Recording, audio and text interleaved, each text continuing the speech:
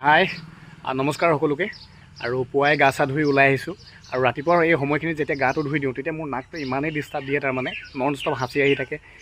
পানী ওলাই থাকে একদম এলাৰ্জি প্ৰব্লেম আছে ৰক্ষা নাপাওঁ মানে আৰু অলপ সময়ৰ পিছত আকৌ ভাল হৈ যাব গমেই নাপাব যে মোৰ অলপ আগত হাঁচি আহিছিলে এলাৰ্জি প্ৰব্লেম হৈ আছিলে বুলি চ' ট্ৰিটমেণ্ট কৰি আছোঁ বাট ভাল পোৱা নাই ভালকৈ হয় আকৌ হৈ যায় বাৰু যি কি নহওক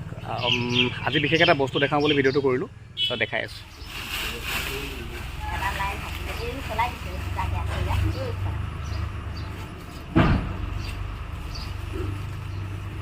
এইফালে মা আৰু ভণ্টি কি কৰি আছে আপোনালোকে ধৰিব পাৰিছেনে বাৰু এয়া হ'ল মুগা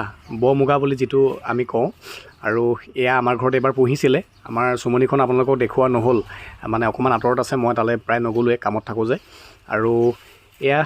মুগাবোৰ এতিয়া মানে বাঁহ সাজি পেলাই মানে পুৰত হৈ গ'ল গতিকে মুগাবোৰ সেই পাতৰ পৰা ধুনীয়াকৈ ছিঙি আছে ভণ্টি আৰু মায়ে আৰু ইফালে নিচাদৌ এজনো আছে নিচাদৌ লাগি আছে আৰু সেই ওপৰত যে দেখিছে সেইখিনিত আৰু বাঁহ লৈ আছে নতুনকৈ বাঁহ লৈ আছে আৰু ঘৰতে এনেকৈ আমাৰ মুগা পোহা হয় প্ৰতি বছৰে পোহে কোনোবা বছৰ গেপ দিয়ে তেনেকৈ কৰি থাকে আৰু মুগা মানে এইখিনি যে গম পাইছে এইখিনিৰ পৰা আচলতে যিখিনি মানে যিবোৰ আমি মুগা ৰিহা মেখেলা যে পিন্ধে মানুহে সেই মুগা কাপোৰটো সূতাটো তৈয়াৰ হয় ইয়াৰ পৰা আৰু হয়তো সকলোৱে জানে কথাটো যিসকলে নাজানে তেওঁলোককহে মই কথাষাৰ জনাই দিছোঁ আৰু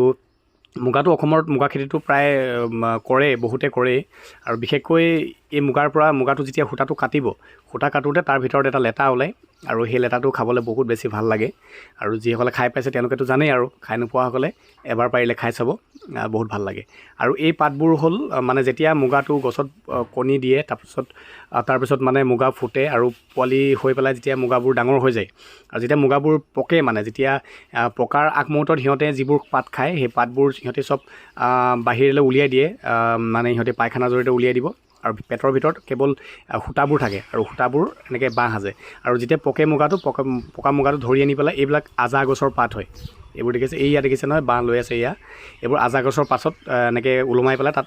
মানে মুগাটো এৰি দিয়া হয় আৰু সি নিজে নিজে তাত পাতৰ ভিতৰতে বাঁহ সাজে ধুনীয়াকৈ আৰু বাঁহ সাজি যোৱাৰ পিছত প্ৰায় এসপ্তাহমানৰ পিছত এই বাঁহৰ পৰা যেনেকৈ এতিয়া মা আৰু ভণ্টিয়ে এৰুৱাই আছে তেনেকৈ মুগাটো হাতত পাতৰ পৰা এৰুৱাই মানে এক্সট্ৰা ছাইড কৰা হয় আৰু সেইখিনি কিছুদিন থোৱাৰ পাছতে সেইখিনি মানে সূতা কটা হ'ব মানে সূতাটো তাৰ পৰা উলিওৱা হ'ব আৰু এইটো পদ্ধতিৰে মানে মুগা সূতা তৈয়াৰ কৰা হয় আৰু গতিকে মুগাৰ বিষয়টো আৰু মই বৰ বিশেষ ক'বলৈ নাযাওঁ এইটো সকলোৱে জানে যিহেতু তথাপিতো নিজৰ ঘৰতে যিহেতু কৰি আছিলে সেইকাৰণে আপোনালোকক ভিডিঅ'টোৰ মাধ্যমেৰে অকণমান জাষ্ট দেখাব বিচাৰিলোঁ